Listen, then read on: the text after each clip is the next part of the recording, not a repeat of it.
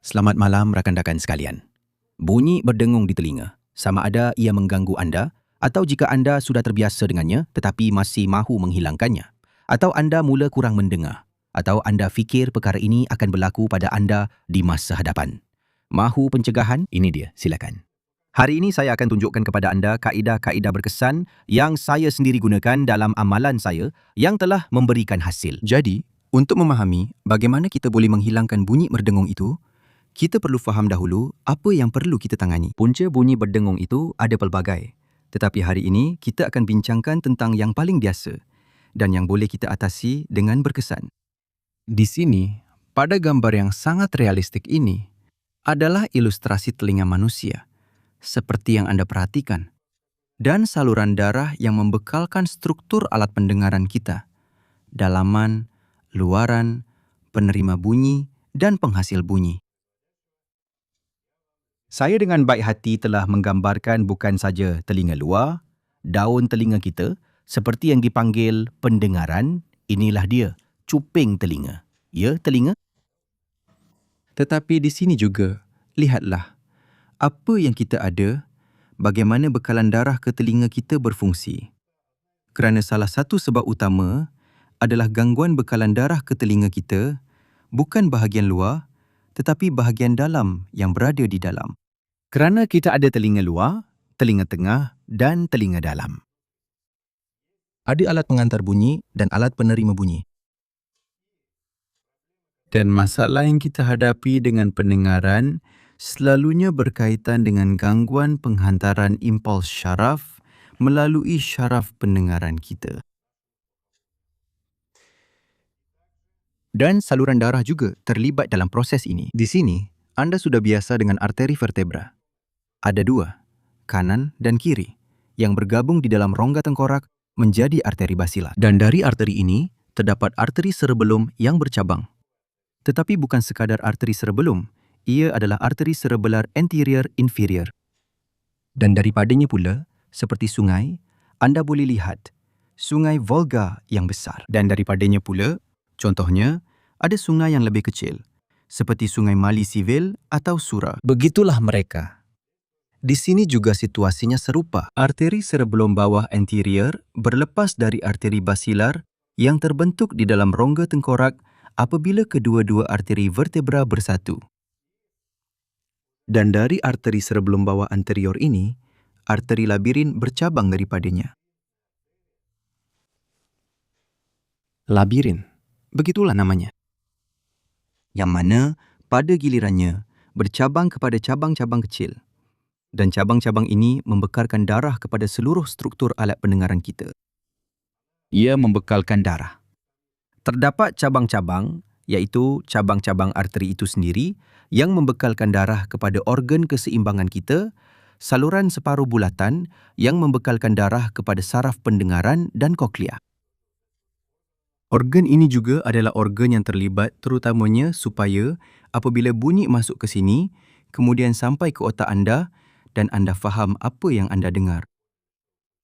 Anda dipanggil untuk makan, tetapi anda tidak dengar. Atau SMS masuk, gaji sudah dimasukkan. Atau pencen, tapi anda tak dengar. Atau sebaliknya, ada pemotongan. Dari Jabatan Keselamatan ya, Sberbank. Bank pusat telefon anda. Jangan pindahkan wang ke akaun selamat. Ingat itu, penipu. Jangan mudah terpedaya. Jadi, apa yang kita ada sekarang? Arteri labirinlah yang membekalkan darah kepada seluruh alat ini. Saraf pendengaran dan koklea. Dan di sini, apa masalah yang mungkin berlaku? Pertama, pusaran terbulen. Pusaran terbulen di sepanjang aliran darah. Dalam kes ini, sudah tentu, ia adalah aterosklerosis. Dengan aterosklerosis, saya tidak dapat membantu anda. Tetapi ada juga masalah yang bersifat mekanikal apabila arteri vertebra kita ditekan. Atau apabila kita mengalami kesesakan vena. Dan disebabkan oleh pengisian darah juga, berlaku gangguan aliran keluar vena di semua struktur ini. Sekarang, bagaimana kita boleh menentukan sama ada kita boleh mempengaruhi pendengaran, dengingan dan memperbaiki pendengaran? Dan sejauh mana ia akan berjaya? Pertama sekali, satu tanda positif untuk anda. Dengingan ini boleh dihilangkan. Ia berubah. Pertama sekali, bergantung pada kedudukan kepala. Contohnya, Anda memusingkan kepala anda. Ini adalah ujian. Mari kita lakukan. Letakkan sudu, garpu, cawan. Dan mari kita lakukan ujian ini. Pusingkan kepala ke satu arah. Lihat, dengingan bertambah kuat atau berkurang. Pusingkan ke arah lain. Adakah ia berubah atau tidak? Condongkan kepala ke depan, ke belakang. Dan jika ia berubah kerana kedudukan kepala anda, itu bagus. Tanda yang baik, bermakna ia boleh dihilangkan. set latihan penuh. Diagnostik dan pemulihan badan anda. Otot-otot anda kini tersedia khas untuk anda melalui pautan. Di sini, dalam penerangan. Apa yang termasuk di dalamnya? Ia merangkumi semua senaman, bermula dari hujung rambut anda yang paling panjang hingga ke tumit merah jambu anda. Semua senaman dijelaskan secara berperingkat. Untuk semua otot, bagaimana melatih otot, bagaimana mengenal pasti otot mana yang berfungsi dan mana yang tidak berfungsi. Perubahan pola pergerakan. Bagaimana untuk belajar berjalan, berdiri, berbaring, dan duduk dengan betul. Semua senaman dibincangkan secara terperinci. Selama 3 tahun, semuanya telah dikumpulkan bersama. Dan kini, akhirnya mereka sudah bersedia supaya anda akhirnya boleh bangun dari sofa dan mula melakukannya. Mereka sudah menunggu anda, siap sedia, di pautan dalam keterangan. Sekarang yang kedua, buka mulut, tutup mulut. Sebaliknya, rapatkan gigi sekuat mungkin. Dan lakukan juga, lihat sama ada ia berubah atau tidak. Cuba juga pelbagai kombinasi. Buka mulut, tutup mulut. Pusingkan kepala, pusingkan kepala. Cuba juga ketap dan lepaskan gigi. Jika ada perubahan, itu sangat baik. Ini bermakna bunyi bising anda akan berkurang. Bunyi bising itu sendiri boleh terdiri daripada beberapa jenis. Dua jenis. Ini adalah frekuensi tinggi dan frekuensi rendah. Frekuensi tinggi itu seperti bunyi nyamuk yang berdenung. Dan frekuensi rendah itu seperti sungai Volga, sungai yang bergemuruh, atau angin bila ia meniup ladang rai dan gandum, menggerakkan tangkai-tangkai seperti ini. Itulah bunyi frekuensi rendah. Kedua-dua jenis bunyi ini perlu diatasi. Tetapi bunyi frekuensi rendah lebih mudah dirawat, kerana biasanya ia berkaitan dengan pergolakan aliran. Dan apabila kita memulihkan, ia akan hilang dengan lebih cepat. Tetapi jika bunyi frekuensi rendah, itu menunjukkan ada sedikit masalah dengan bahagian penerima bunyi dengan saraf pendengaran. Namun begitu, ia juga boleh diperbaiki. Jadi kawan-kawan, satu lagi. Ujian untuk menentukan sama ada ia berkaitan dengan gangguan aliran darah masuk atau keluar. Apa yang anda lakukan ialah, anda tundukkan kepala ke bawah dan perhatikan bagaimana bunyi itu berubah. Adakah ia akan menjadi lebih kuat atau berkurang? Jika ia menjadi lebih kuat, itu bermakna terdapat gangguan pada aliran keluar vena. Jika ia berkurang, itu berkaitan dengan aliran masuk. Dan jika tiada perubahan, apa boleh buat? Jadi kawan-kawan, saya nampak kamu semua sedang memerhatikan telinga ini. Dilukis dengan sangat cantik. Saya setuju dengan itu. Tapi jangan asyik kagum dengan gambar itu. Mari kita teruskan ke latihan. Jadi, apa sebenarnya yang memberikan hasil? Berdasarkan pengalaman saya sendiri, saya hanya berkongsi amalan sebenar dengan kamu, betul? Pertama sekali ialah rangsangan pada otot-otot leher. Otot yang mana satu? Yang paling utama, otot scalene. Nampaknya tiada kaitan secara langsung. Di mana arteri vertebra kita berada? Dalam saluran tulang belakang, betul? Di sini. Dan di mana otot scalene tidak bersentuhan secara langsung. Tetapi, apabila memberi rangsangan pada otot scalene, banyak kali berlaku kesan di mana bunyi bising itu hilang apabila terkena pada otot tersebut. Bukan saya saja yang perasan, malah pengalaman pakar lain juga menunjukkan hasil yang sama. Bagaimana kita boleh memberi rangsangan kepada otot itu? Otot scalene terletak di belakang otot sternocleidomastoid, jika anda sendiri ingin mencarinya. Ia agak padat dan menyakitkan. Untuk permulaan, anda perlu belajar mengurutnya dengan tangan anda. Dan di situ bukan satu otot sahaja. Ia berada bersama dua lagi otot scalene. Mereka mempunyai suasana tersendiri di situ. Di antara mereka juga terdapat satu ikatan saraf dan salur darah. Di sini terdapat otot scalene depan, tengah dan belakang. Dan anda perlukan otot scalene depan dan tengah. Tetapi apabila anda mengurut, anda akan terkena semuanya di situ. Baik hadapan maupun tengah. Jadi, tugas anda ialah memusingkan kepala sedikit, cari otot sternocleidomastoid bahagian tepi belakangnya. Cari kawasan ketegangan yang padat. Itulah otot skelen. Jadi, anda urut seluruh bahagian ini. Hanya urut saja. Mula-mula urut dengan cara begini. Dan kemudian ke bawah, ke sini. Buat gerakan dari atas ke bawah. Ini anda urut fascia otot ini. Lepas itu, sebaliknya pula. Di sebelah satu lagi pun ada, bukan di satu bahagian saja. Lepas itu, dari atas, boleh juga dari bawah ke atas. Ini dalam posisi yang berbeza. Maksudnya, anda boleh gerakkan sedikit ke depan, sedikit ke belakang. Dengan ini, anda sekali lagi memulihkan mobiliti fascia. Macam ini, boleh guna tangan yang satu lagi. Maksudnya, anda urut semua bahagian yang sakit ini. Perhatikan selepas itu, anda akan terkejut bahawa kepala anda dari posisi ini telah berubah ke posisi yang lebih mendongak. Ini kerana otot-otot sedang rileks. Lebih mudah untuk menegakkan kepala di atas bahu, melihat ke hadapan, bukan ke bawah. Kita perlu melihat ke masa depan, bukan ke tanah. Ini adalah otot scalenus kita. Sekarang, kita teruskan. Maksudnya, cubalah. Sudah ada di antara kamu, perhatikan, bunyi itu sudah berubah. Tulis di ruangan komen. Berapa banyak dalam desibel, angka yang tepat, bunyi itu berubah pada kamu selepas kamu lakukan prosedur ini. Ngomong-ngomong, bunyi itu yang paling menarik kan? Apa sebenarnya itu? Apa yang sebenarnya berbunyi di situ? Ini ada dua pilihan. Pertama, seperti yang kamu ingat, baru saja kita sebutkan, yaitu pusaran. Aliran darah yang bergelora. Apabila arteri kamu tertekan, di sinilah arteri itu. Ia ditekan dari luar, pemampatan ekstravaskular. Atau, sebagai contoh, di dalamnya terdapat plak aterosklerotik. Dan aliran darah, ia sudah tidak lagi laminar, tidak lagi lancar, tetapi bergelora.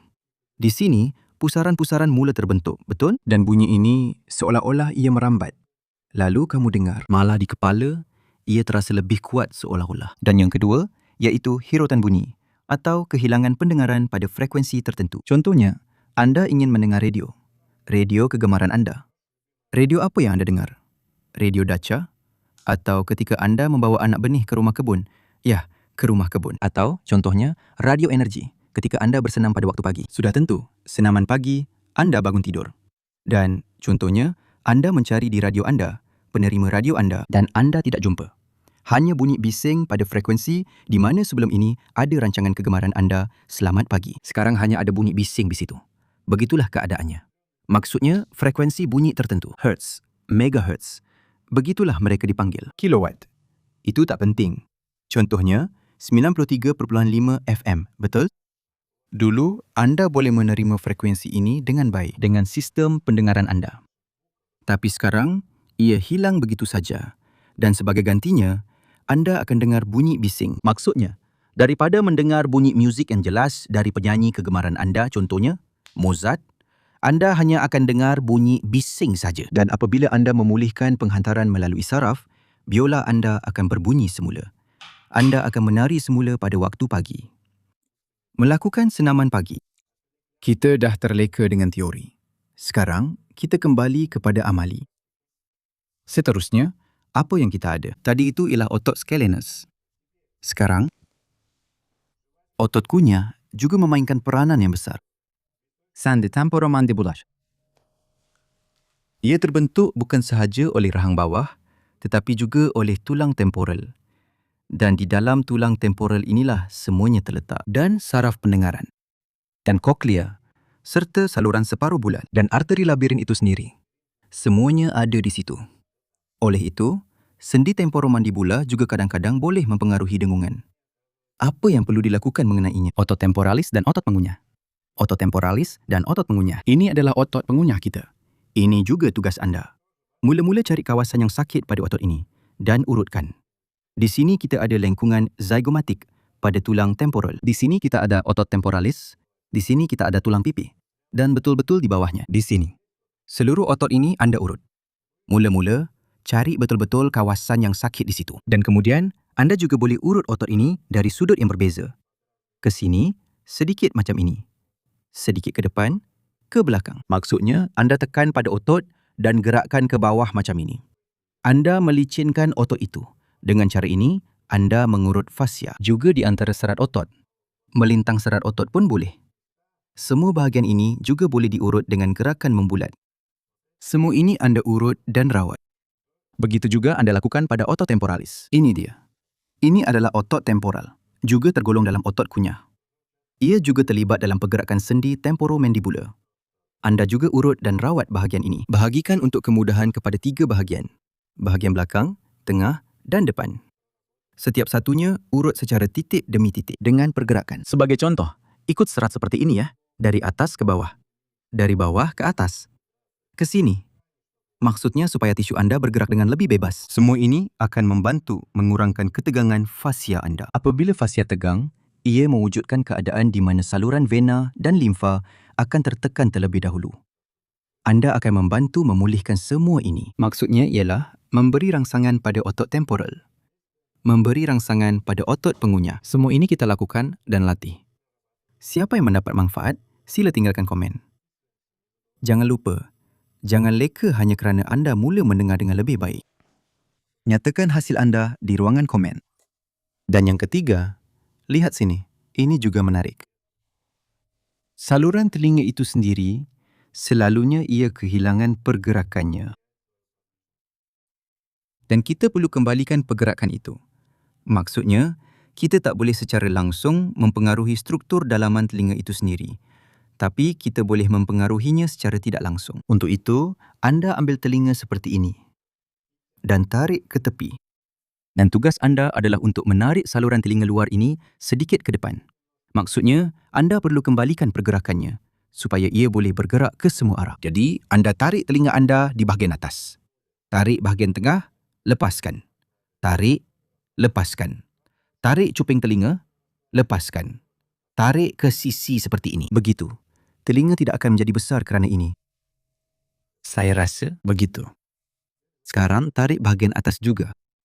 Sekarang lihat, ini adalah pergerakan yang mudah. Ia tidak akan menyusahkan anda. Tiada soalan tentang ini, jelas bagaimana untuk menarik. Sekarang, ini lebih sukar sedikit. Maksudnya, bahagian telinga di sini terletak betul-betul di atas cuping.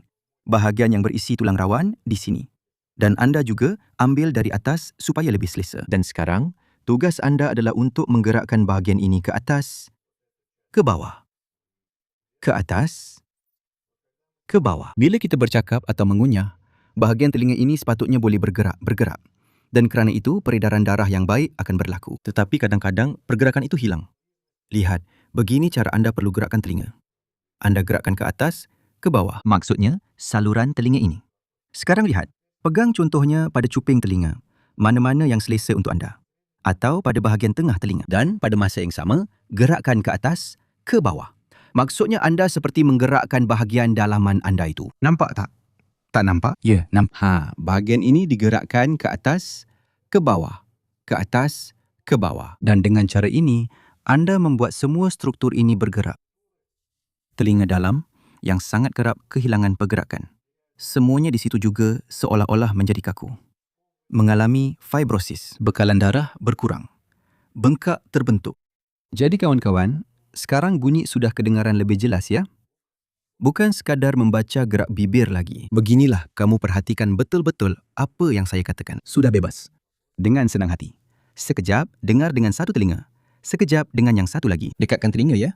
Kamu dengar saya melalui pembesar suara. Jadi, apa yang perlu anda lakukan sekarang? Buat latihan-latihan ini dengan berhati-hati dan bersukan. Membantu ibu bapa. Sampai rancangan seterusnya. Berikan tanda suka, tinggalkan komen.